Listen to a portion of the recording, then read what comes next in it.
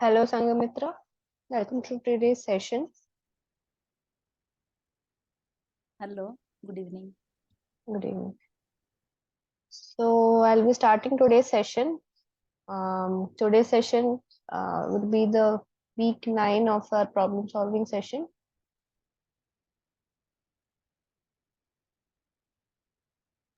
Okay. Today we'll be covering the questions that will help you solve the assignment 10 that is a part of the week 10 lectures, which is based on continuous water supply systems, DMA, district metered areas, and softwares that is used for network water distribution network design and analysis. We'll also be discussing some questions that we were stuck at in the last week based on 7, 8, 9 lectures. So we'll move on to the session questions for today. So you can type in the answers if you know in the chat box. So the first question is, which of the following is not a design criteria for water distribution networks? Is it providing adequate residual pressure at the network consumer nodes? Is it ensuring reasonable supply during network failure situations? Is it minimizing the pipe roughness coefficients through design principles, or is it optimizing the cost of network operations?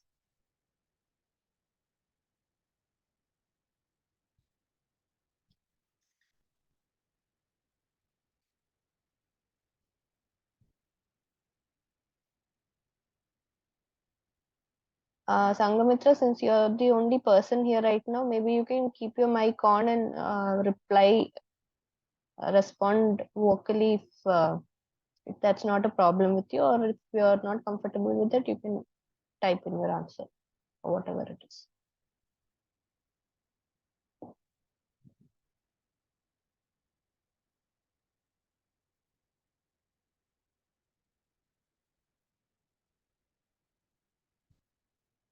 Okay, so I'll move on to the answer. So design of water distribution systems. We had briefly gone through water distribution networks, how some conventional network analysis methods, and also how we can detect leaks. What are the kinds of losses in water distribution network in the previous lectures. And today is about the design of water distribution system. So for the purpose of designing a water distribution network, there has to be some design criteria that has to be met by the network system that is designed. And these are some few of the network design criteria, which says that there has to be an adequate flow in the distribution network.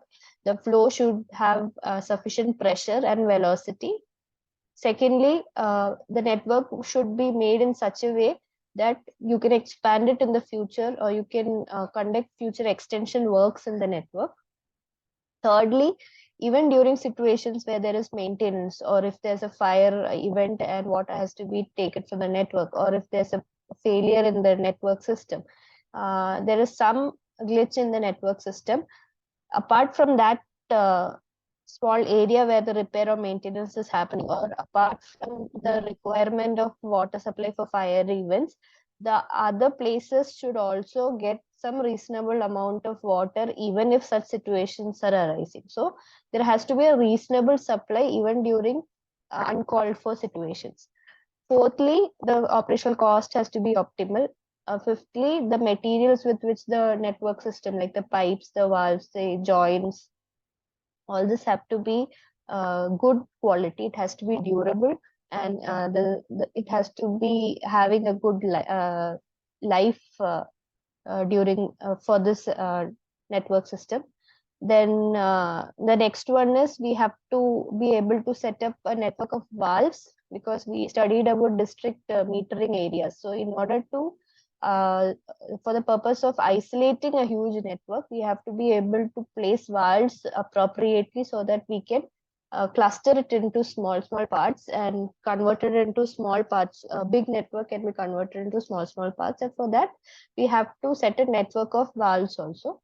And also for the purpose of accessing important parts of this system, proper accessibility facility has to be provided. So these are some of the design criteria based on which a water distribution system has to be designed.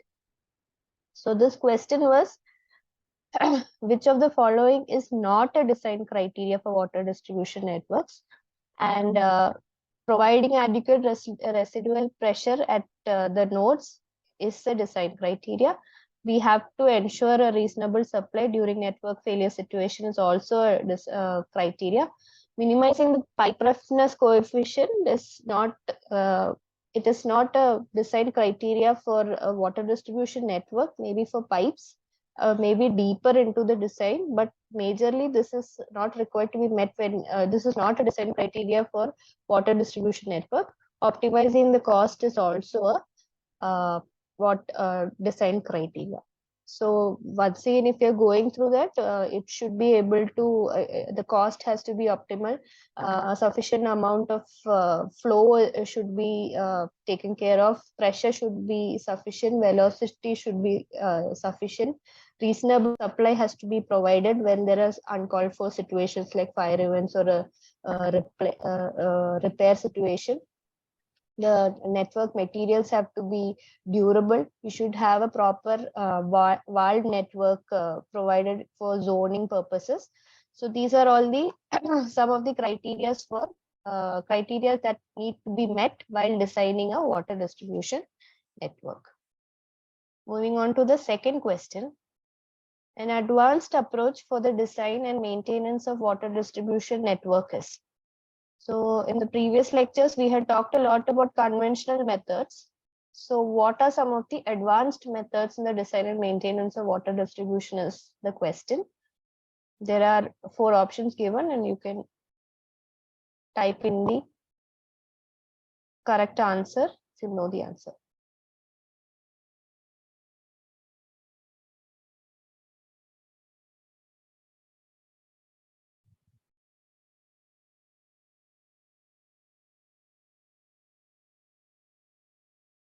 Okay, Mujahid is given its option C.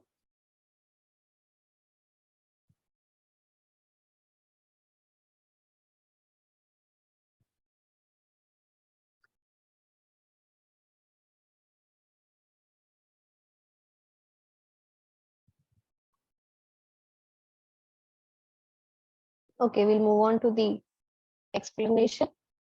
So earlier we had talked about convention, previous lectures and all. There was some usual network systems, design systems for water distribution network. So some of the advanced water distribution network design techniques that are adopted are a shift towards 24/7 water supply systems. Earlier, the supply systems used to be intermittent system. Water will be provided for a particular duration. After that, the supply will be cut off, and then again the next day or whatever is the next cycle of supply time coming up, then that time only water again will be re-entered into the pipe network. So from that intermittent system, water supply has been shifted to continuous 24/7 water supply systems. Another advancement is when there's a very big distribution network, converting this big network into zones or sectoring these distribution network for easy maintenance and control, monitoring and control of the easy monitoring and control of the network. So if it is divided or if it is zoned into small networks of a big network, then it is easy to monitor what is happening. It is easy to monitor the failures in the network. It is also easier to control the network. So that is called zoning and sectorization of big distribution networks, and such zones or such sectored networks are called district metered areas. Then as usual, we have a lot of softwares now that help us to design and analyze water distribution networks, and the using of sensors to detect leaks and to monitor networks is also an advancement that is done these days. and also using automation and IoT for monitoring and control of water supply operations. So these are some advanced techniques for water distribution network design, analysis, and monitoring. So the question was, what is an advanced approach? And all the three options mentioned are advanced approach: zoning and sectorization into district metered areas, shifting from intermittent to continuous water supply is also an advanced technique, and using software based network design and analysis method is also a advanced method, advanced approach. So the answer for this question would be all of the above. So let's move on to question number 3. The probability of in-route contamination in intermittent systems is due to. Is it due to high flow in the pipes during the supply hours? Like I said, intermittent systems are being replaced by continuous systems. So how is a contamination in intermittent system happening is the question over here. Is it because there's high flow in the pipes when the water is being supplied? Or is it because of high residual pressure in the pipes when there's no supply of water? Or is it because of the vacuum created within the pipes during when the water is not being supplied? Or is it all of the above?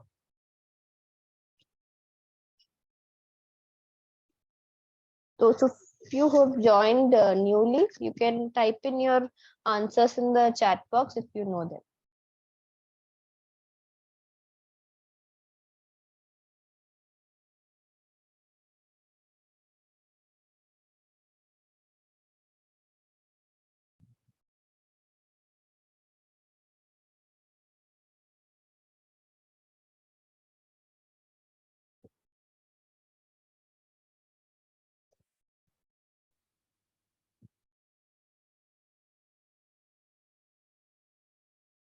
Okay, so Mujahid has only given the answer, and he says it's option C.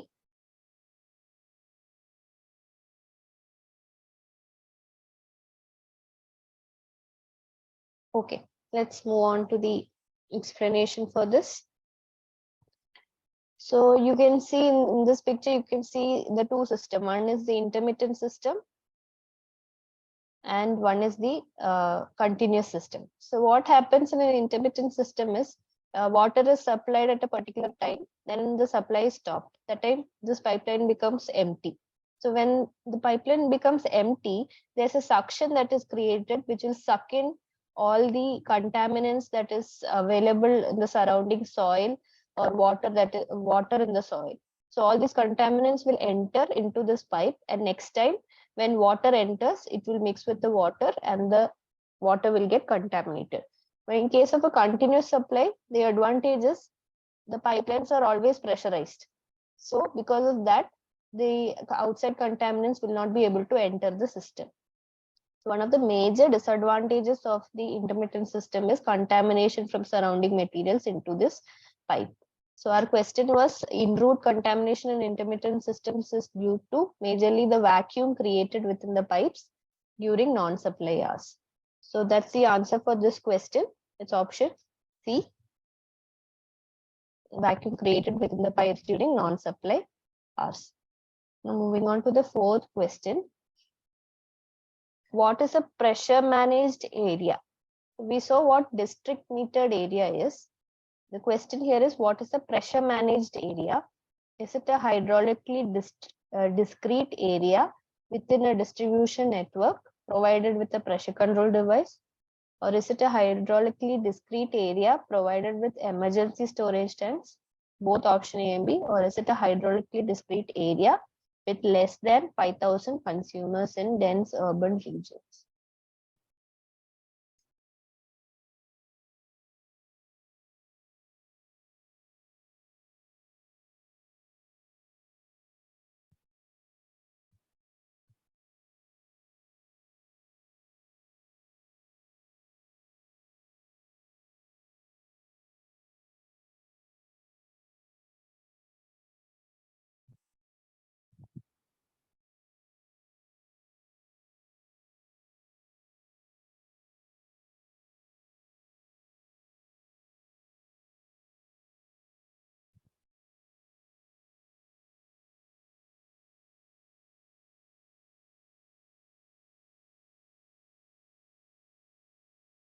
I don't see any answers coming. So I'll move on to the explanation for this question. So we had talked about an advanced approach in water distribution design, network and analysis. And one of the concepts is district metered areas. So district metered areas is nothing but clusters of water users with the provision to individually monitor the water supplied and consumed. It is nothing but there will be a huge network, and this network will be divided into small zones based on the number of consumers and other criteria. So this is helping us to better maintain the network instead of taking care of the whole network as someone taking care of just the whole network. It will be easier to assign a group to monitor small networks. So if a DMA is provided, that is if a district metered area is provided with pressure control devices, then it is called a pressure managed area or PMA. So a pressure managed area is nothing but a district metered area that is provided with a pressure control device and a pressure regulating valve. So if there's a regulating valve at the entry point of this DMA, then you can say that that DMA has a pressure managed area. So the question was nothing but what a pressure managed area is. It is a hydraulically discrete area that is within the distribution network. Portion of it is zoned and it is provided with a pressure control device. Then it is called a PMA. So that was about DMAs and PMA. Now let's move on to the next question. Which of the following is not an advantage of creating a district metered area? Again, the question is asking about a disadvantage, which is not an advantage of a DMA. Is it reduction of the non-revenue water and identification of illegal connection? Is it improved quality and consistency of delivered water? Better maintenance and control of the water distribution network, or none of the above? This is a pretty simple question.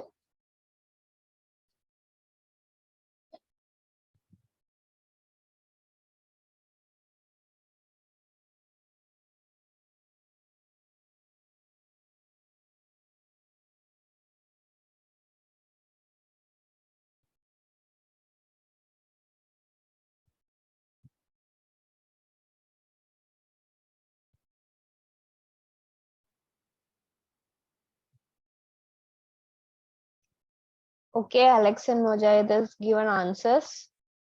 So we'll move on to the explanation for the answer.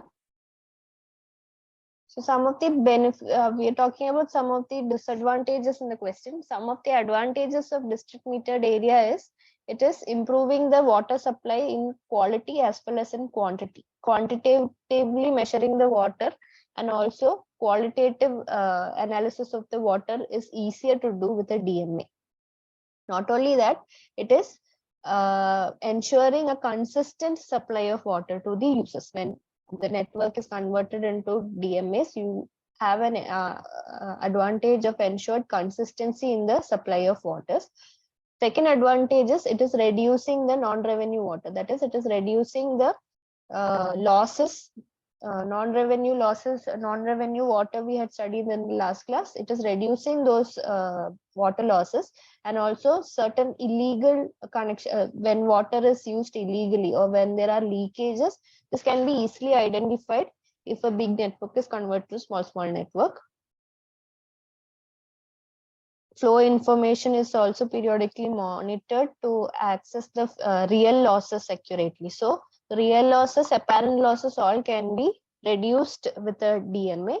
And not only that, it is easier to identify. So the question was about what is not an advantage. You had Alex had said the answer correctly in the beginning, but again you converted it to option A. So such questions can confuse.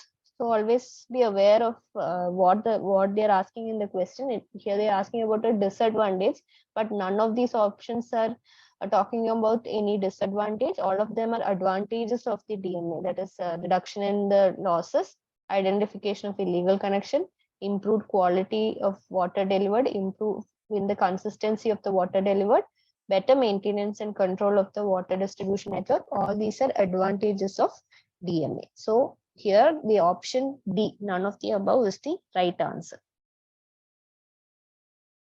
Okay, so let's move on to the next question.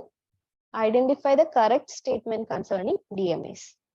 Is it additional storage structures are always provided to combat emergency situations in DMA, or the cost of DMA creation increases with decrease in its size? If the DMA size is decreasing, the cost will increase. Water loss monitoring is more effective in a large DMA with more than 5,000 consumers. Lower undulations, that is lower difference in slopes and elevation, will render a lower performance of the DMA during operation. So you're supposed to identify the correct statement concerning DMAs.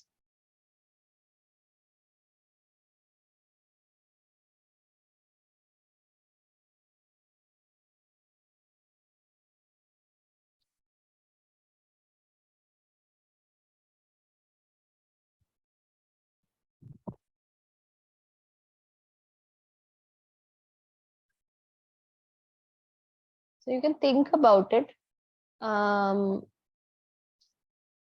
Except for the option A, I think B, C, D is something that you can just read the options and understand if it is correct or wrong. Whether a cost of a DMA will increase if the size decrease, whether it is effective, water monitoring is effective if the DMA is large with a large number of consumers, lower undulations, whether it will render a lower performance, and emergency provision of additional storage structures. Again, it's more of a condition of fact, so maybe that you'll have to read about it. Okay, let's move on to the answer. So these are some of the factors that are considered when a DMA has to be created. First is the size of the DMA, then the topography of the region where the network is situated, interconnectivity of the other networks in the big network, cost of setting it, and slopes and elevation. So size of the DMA is based on how many consumers are included in one district metered area. So if the number of consumers are less than 1,000, then it is said to be a small DMA. If it is between 1,000 and 3,000, it is said to be a medium-sized DMA. And if the number of consumers is greater than 3,000 to 5,000, then it is considered to be a large DMA. So obviously, if the number of consumers are huge, then the DMA effectiveness of the DMA is going to be less. And not only that, larger DMAs, the monitoring will be difficult because there's a lot of consumers. The monitoring and the effectiveness of a DMA will reduce with increased size. If the size of the DMA is very small, then the cost of that DMA is going to be more. So large size DMA, the effectiveness of monitoring is going to reduce, and small size DMAs, it is going to be a cost intensive DMA. So the optimal size of a DMA is for 1,000 to 3,000 consumers size. Now, next one is topography of the region. Again, since the slopes and all are water flow occurring, the elevation occurring and all is very important. So it has to be the region, what kind of region is where is this network set up. It is important what kind of region it is. Thirdly, it has to have appropriate connection with the other DMAs. And also there has to be connections in such a way, like we said, if there's a fire or if a repair is occurring, then in that case, water supply should not be disrupted in other regions. So interconnectivity between the networks within a DMA is also very important in the form of valves and other appurtenances. And then cost of setting up a DMA, the metering cost, the equipment cost, the setting up the valves, setting up of the interconnectivity, all these are coming under the cost of DMAs. Slopes and elevations, again, if the higher undulations means if the differences in the slopes, that is if one point is very high, one point is very low, another point is also very high, then it is difficult to set up a network, distribution network in such an area. So if the high undulations are very high in number, then the efficiency of the DMA is going to be less. So in our question, it was asked to, the question was about identifying the correct statement.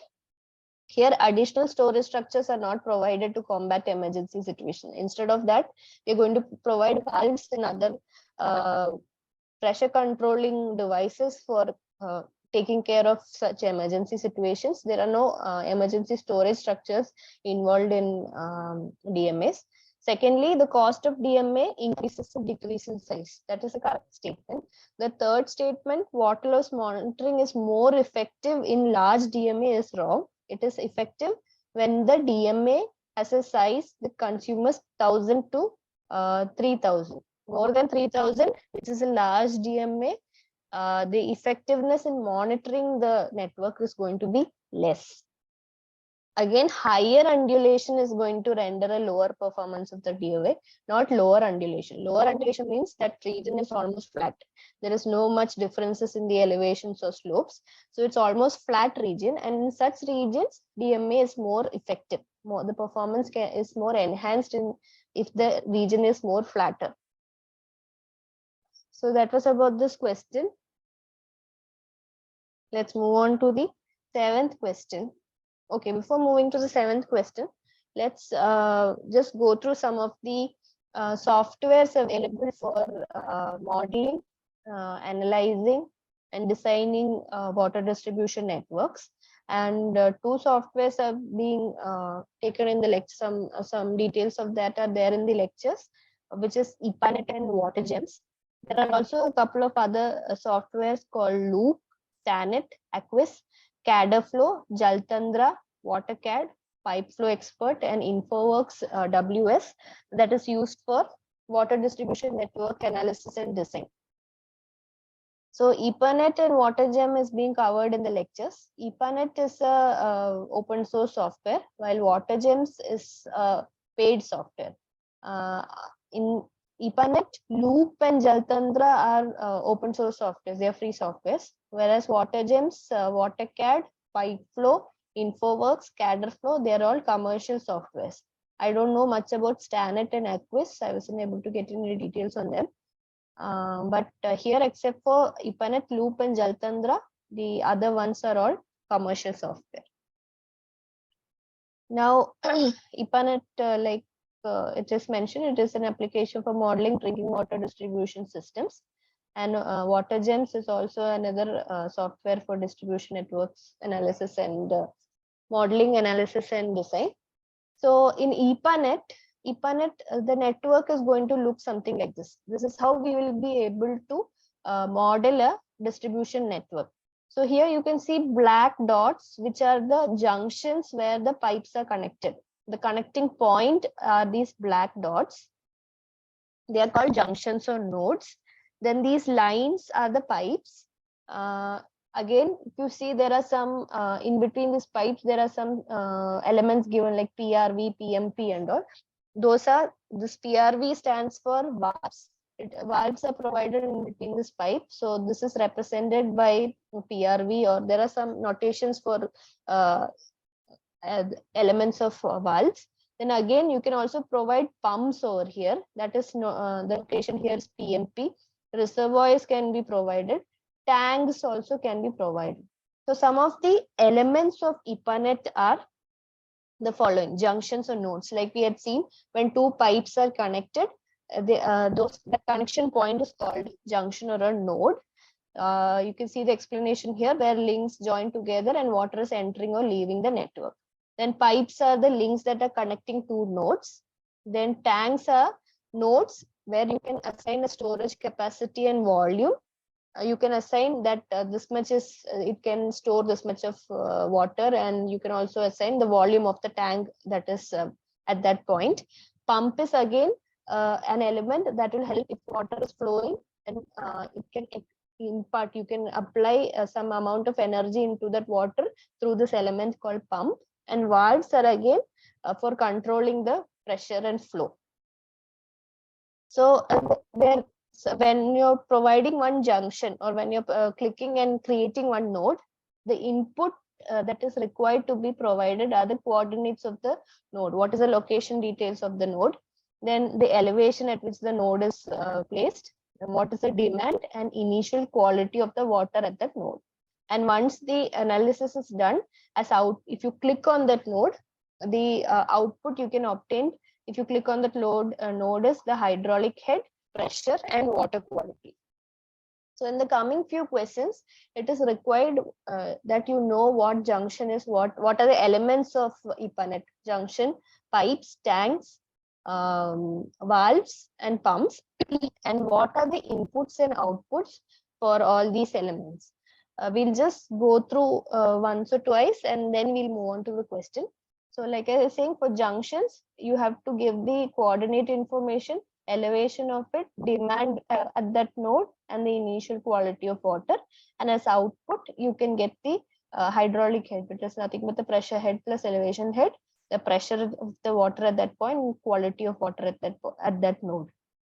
When you input a pipe, when you draw a link which is a pipe, you have to give its length, diameter, and roughness coefficient as input parameters. And after the analysis, when you click on a pipe, you can see these following outputs: the flow, the velocity in the pipe, and the head loss in the pipe. These are some of the outputs that you can get after the program is run. In case of tank, again, you have to provide, it's a node. So you will have to provide the coordinate information, a node where you can provide the storage capacity. So coordinate elevation, whatever we require for the nodes, coordinate elevation, and then the levels of water in the tank, the volume of the tank, and the diameter of the tank has to be provided input information that need to be provided when you use a tank element. And when the analysis is done, as output, you can get the inflow into the tank as well as the water quality of the water in the tank. So when you're using assigning a pump to a location or a point in the modeling, you will have to provide the start node and the end node of the pump, then the pump curve and the initial curve, and as output, you will get the flow gain and the head gain.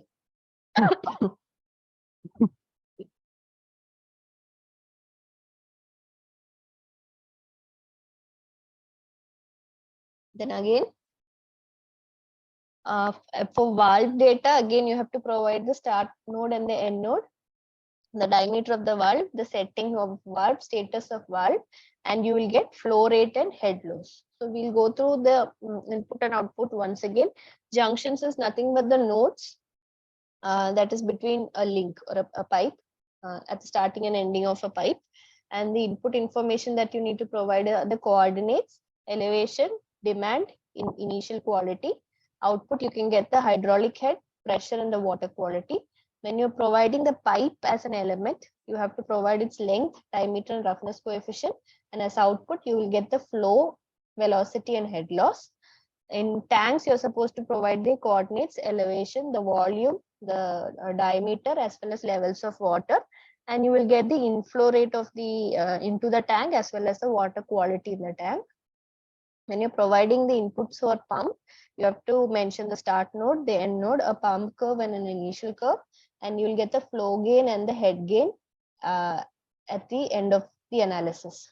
Then again, for valve also, start node, end node, diameter, setting, status, output, you'll get the flow rate and head loss. So these are some of the information that you require to keep in mind regarding the input output of elements in EPANET. This is how a network looks when you design it in, or when you model it in EPANET. So question number 7 is based on these elements. Here, some of the elements are mentioned: the nodes, the pipes, tanks. What are some of the input parameters that are need to be provided given in the option? You're supposed to match which one is associated with which one. You can type in your answers in the chat box.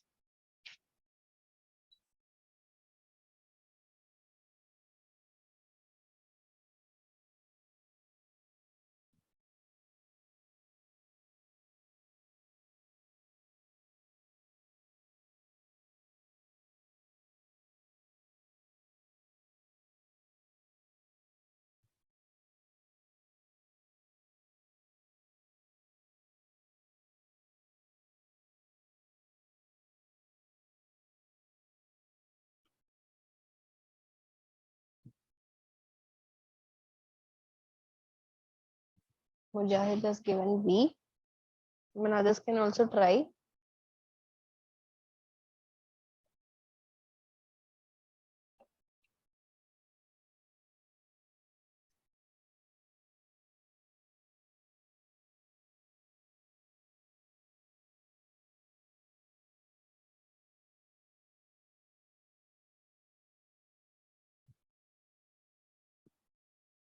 Okay.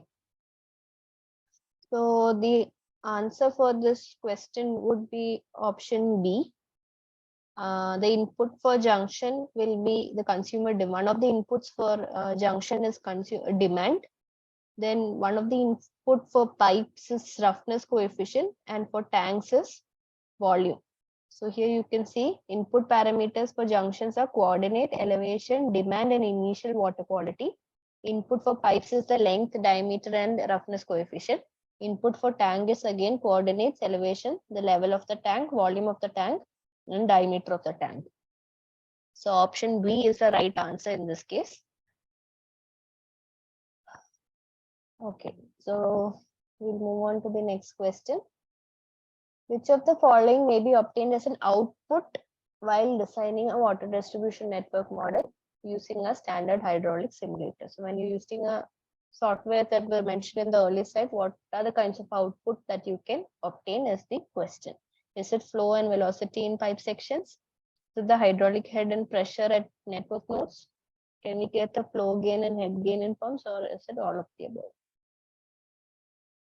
We had discussed some of the outputs that we obtain in EPANET. So you can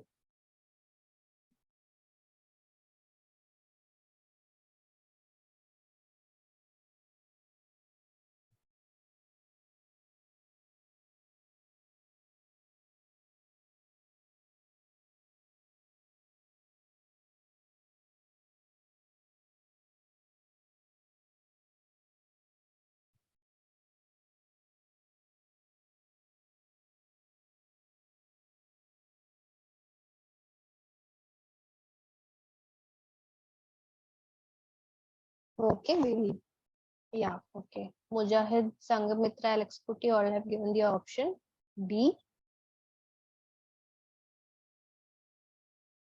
So yes, we had seen some of the outputs that we had obtained in the EPANET software. Flow and in pipes, the output parameters obtain a flow and velocity. Network nodes, you can get the hydraulic head and the pressure. In pumps, you can obtain the flow gain and the head gain. I can take you back to the slides.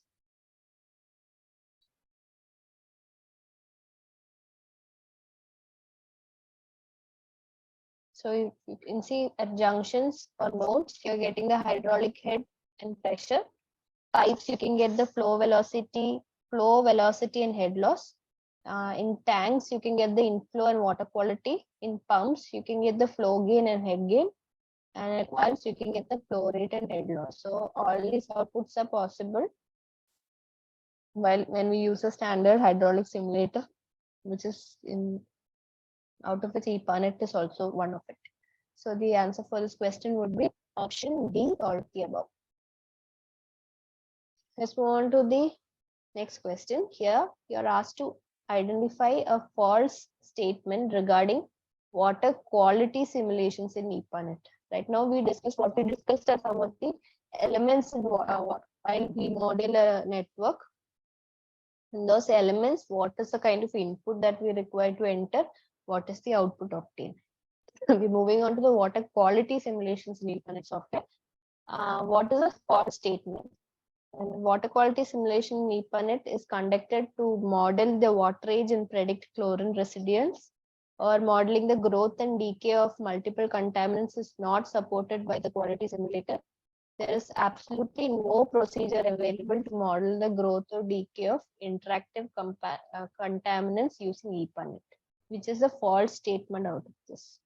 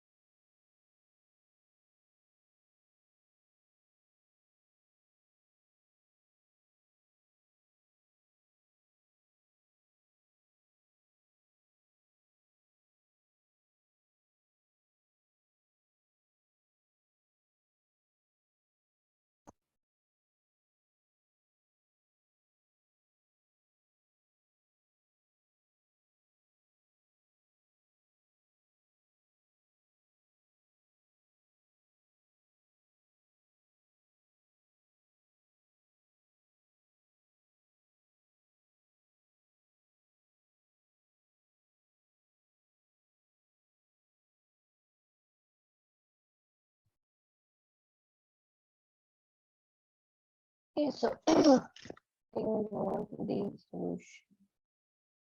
Okay, Mujahid says it's statement 2 is false. B. Okay, let's move to the explanation. So in water quality simulations, mainly what is done is it is capable of modeling the water age and also predicting the flow of reactive and non-reactive materials.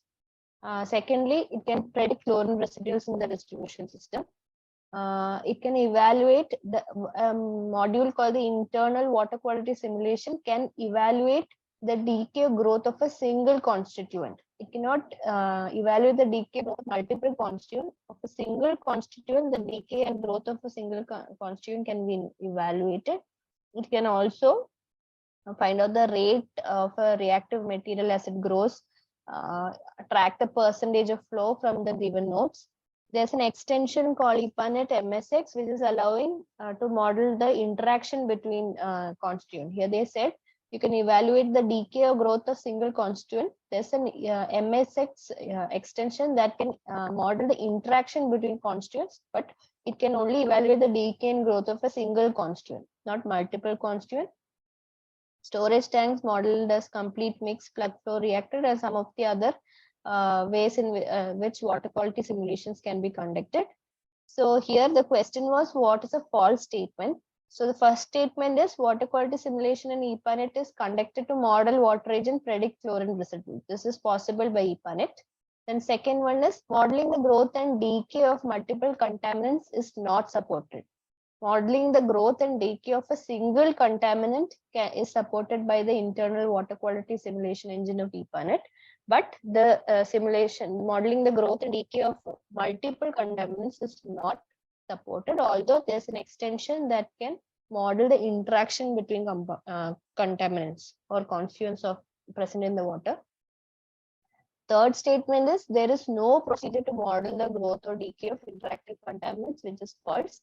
It can model the growth and decay of single constituent. So this option, this statement is which is false. The third statement, statement 3 is false in this question. Okay, so let's move on to the next question. Dash is not a commercial software package for network analysis and design. So we have discussed about some, apart from IPANET and WaterGems, which is taken in the lectures, there are other softwares also which I discussed in the initial slide. Out of that, some are free, some are commercial, paid softwares. The question here is, which is not a commercial software out of this?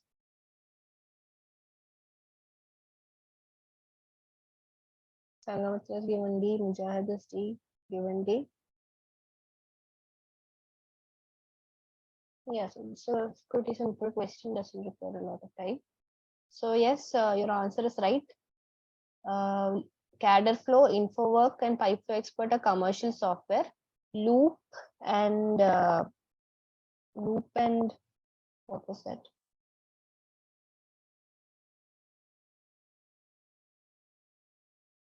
Loop, IPANET, and one more, I forgot the name. Jaltantra, it is Yeah, Jaltantra. right. Jaltantra are free softwares. Thank you, Sangamitra. Yes, so the answer for this is option D. Loop is a free software here, remaining all three are commercial softwares. So that's about today's, based on the assignment 10, we have only these many questions. Majorly, you have to focus on DMA, on the software, IPANET, the input output. What are the elements? What is the IPANET capable of modeling? What is it capable of predicting? Same with WaterGems also. I haven't covered any questions for WaterGems, but WaterGems is also covered in the lecture. So you'll have to be aware. You'll have to be familiar with the input output, the elements, what is it capable of doing, all that in this lecture, in this weekend's lecture. So we wind up today's lecture based on the assignment 10 questions here. Next, we'll just move on to some questions that we of assignment 9. majorly the numericals that have been asked in the assignment 9. Although the answers have been published, we'll just discuss the answers once more. So the first question, one of the numericals over here is about the leak positioning or detecting the leak position. So this is in this question, they have given that a sensor is fitted on a hydrant, and it is used for transmitting waves, a sound wave, and we are supposed to detect the location of the leak. And they have given the distance between the two hydrants is 480 meter.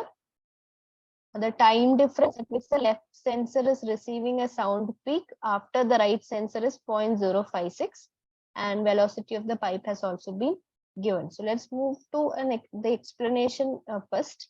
So here they're given that in order to find out a leak between 2 points when the sensor is fit into hydrants, you can see here the distance between the two hydrants provided is D. The distance from the left hydrant to the position of leak is L1. Distance from the right hydrant from its position to the leak is L2.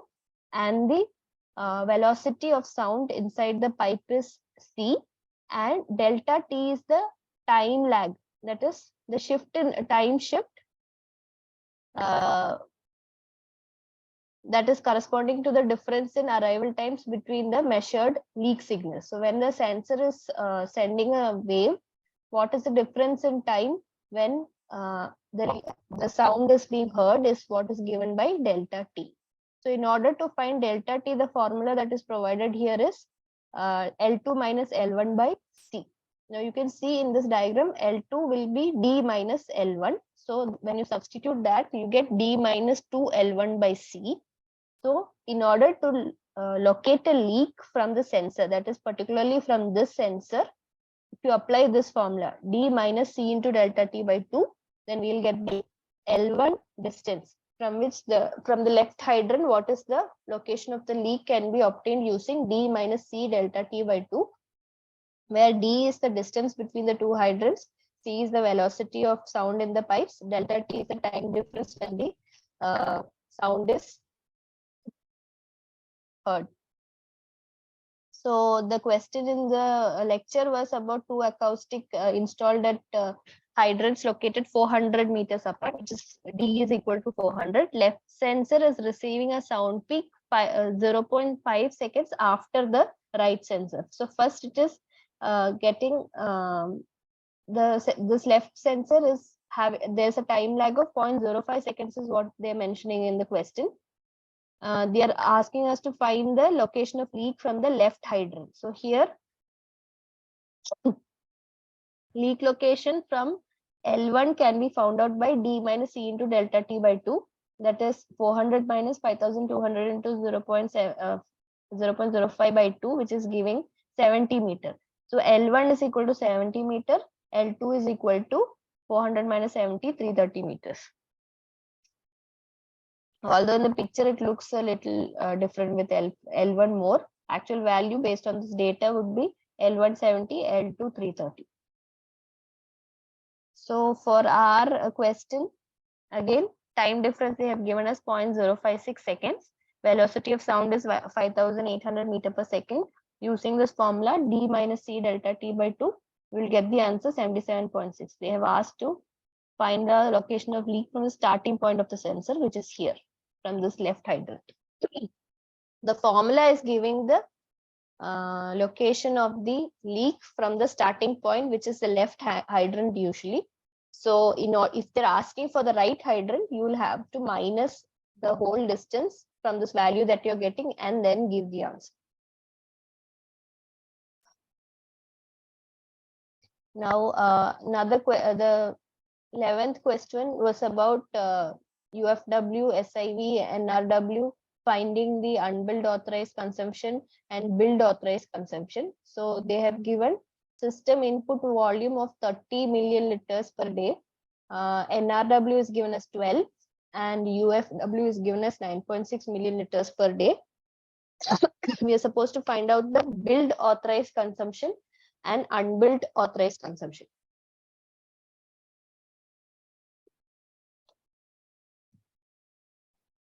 Okay, so we had learned about few formulas in the last in those from those lectures where UFW, that is unaccounted for water, can be obtained if we know the system input volume, billed authorized consumption, and unbilled authorized consumption.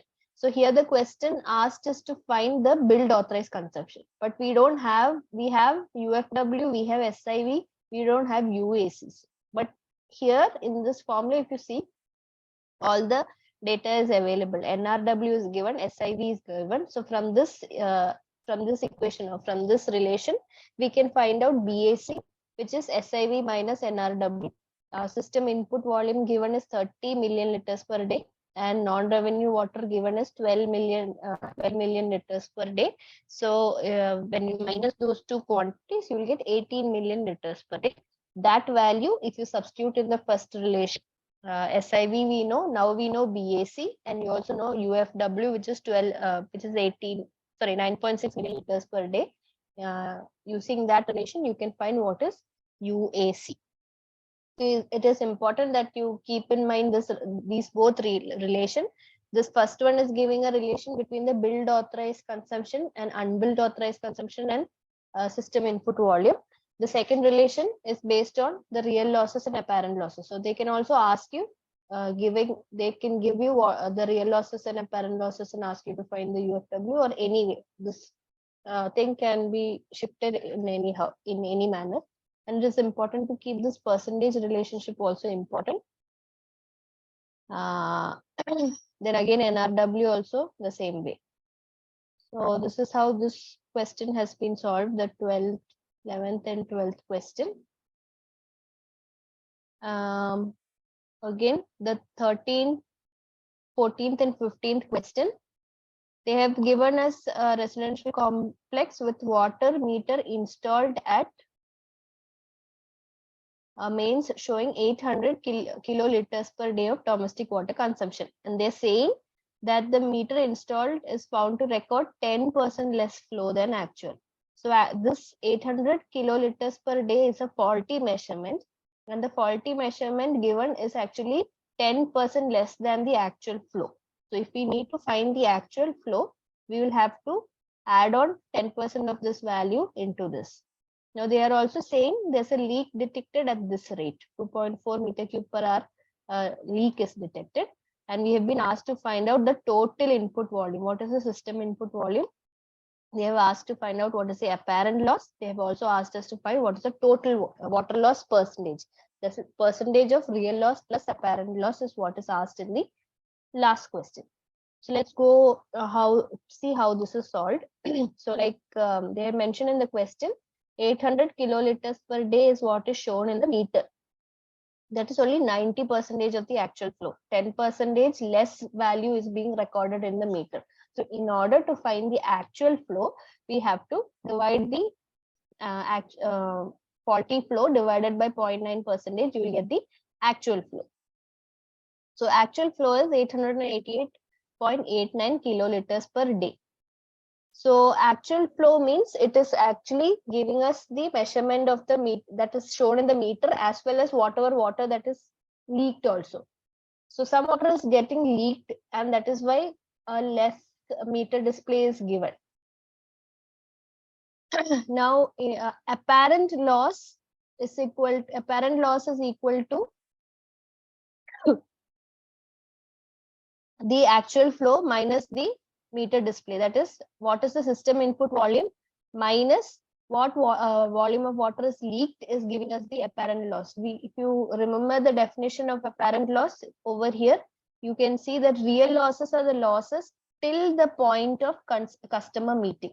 So whatever leakages is happening till the point of customer metering. Before customer metering, whatever losses are happening come under real losses. And after the metering system starts, whatever losses are reflected in the metering system are called apparent losses.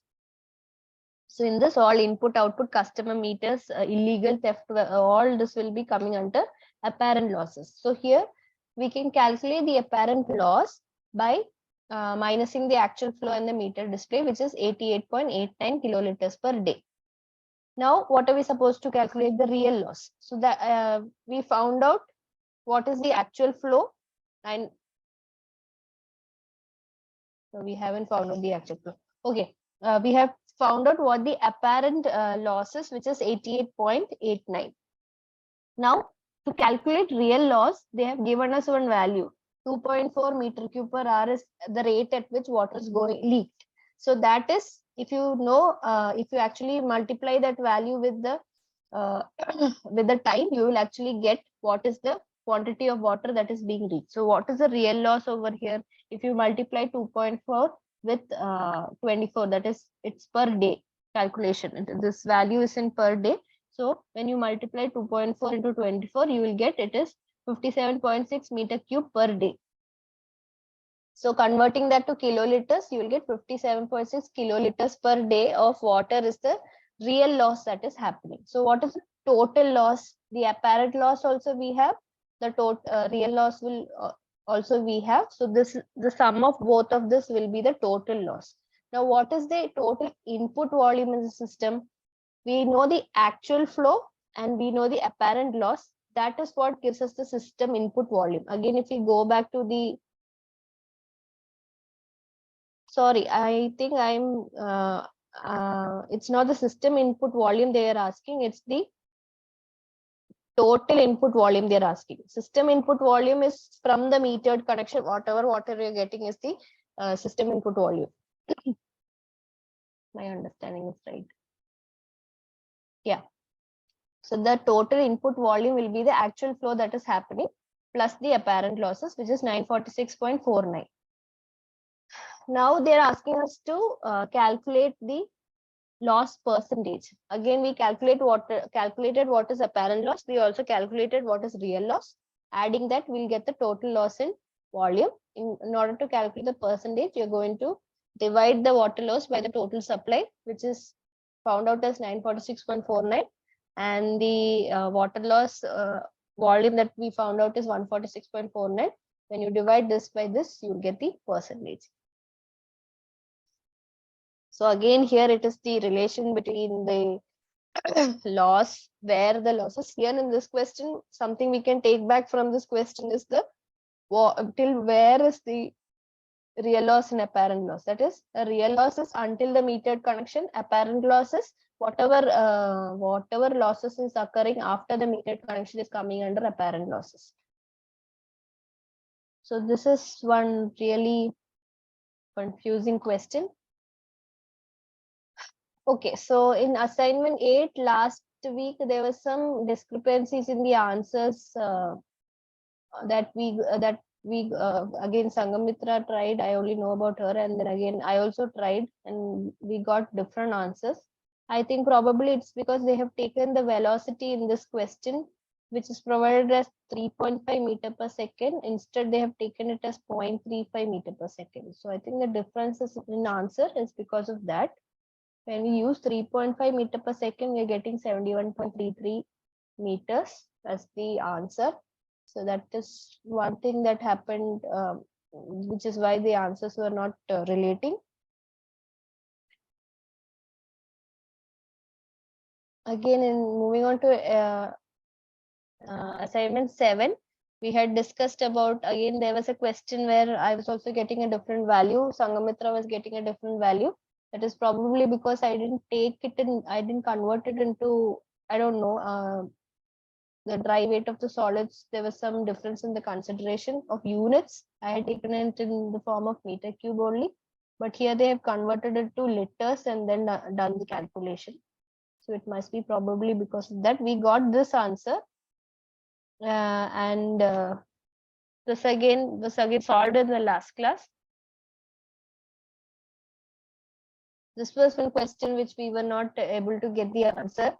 So let's go through this question. A treated water, it is having an inflow of 15 milliliters per day and TDS 850 milligram per liter. The water is entering a ultra filtration unit. Then after that, it is entering a RO unit.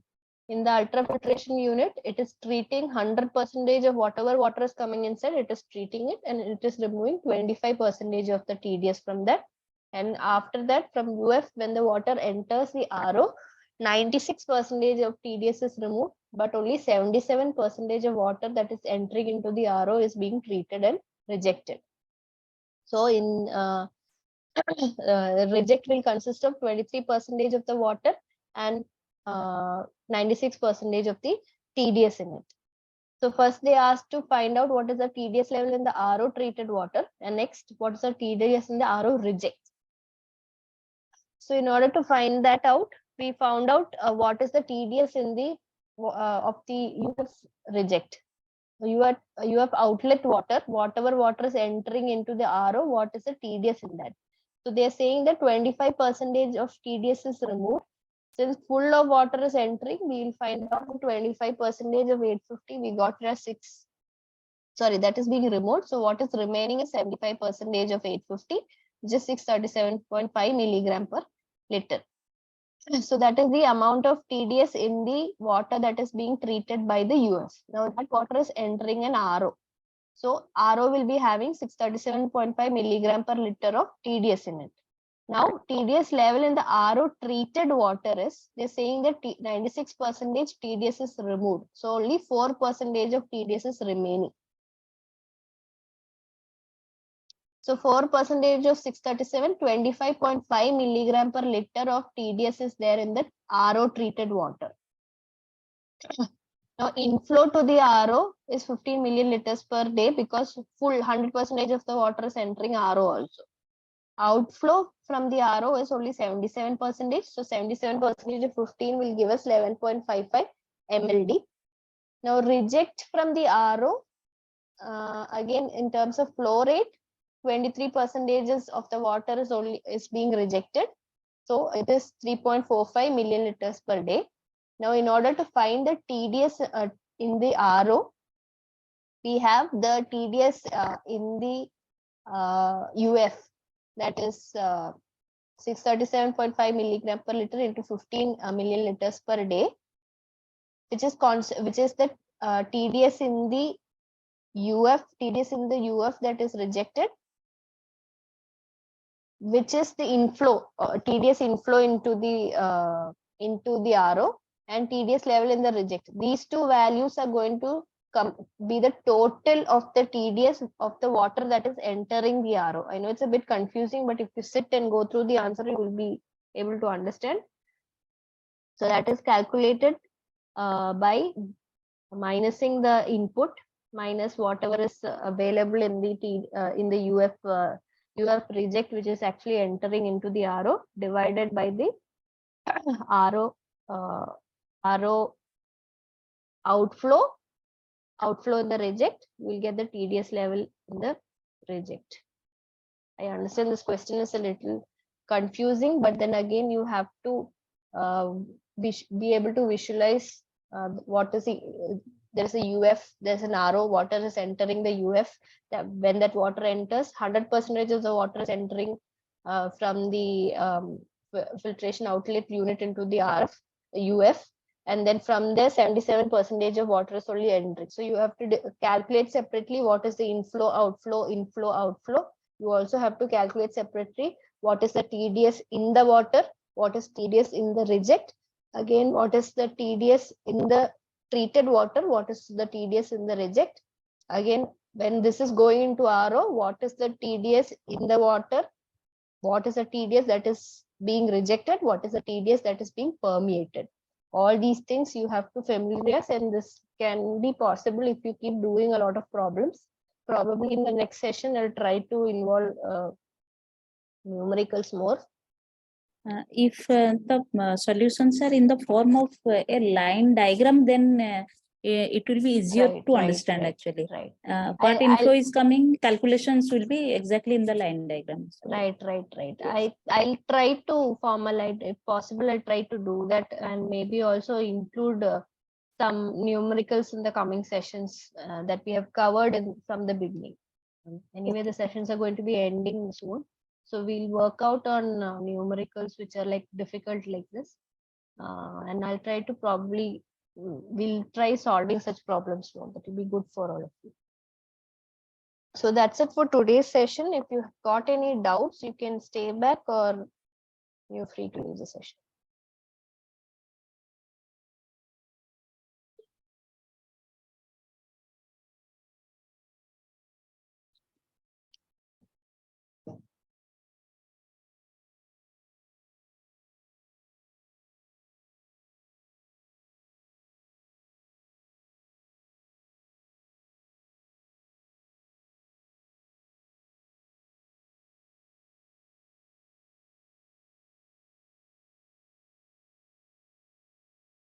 Thank you, Alex, for attending the session.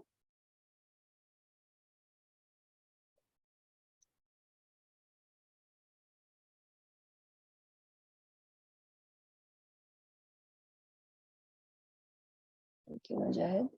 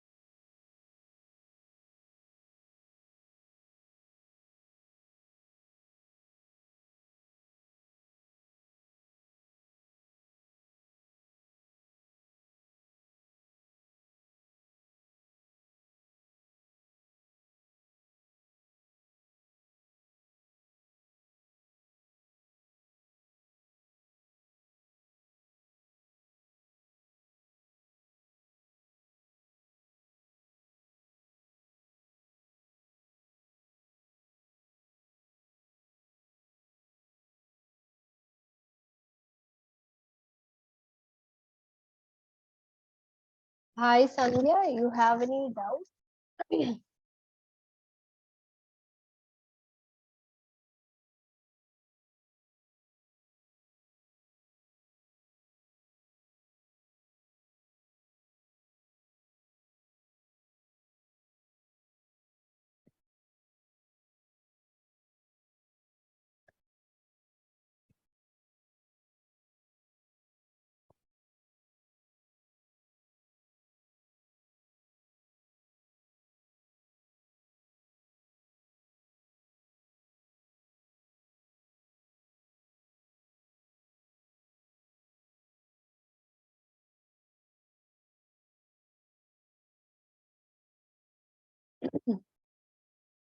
Hello, Sandhya, are you there?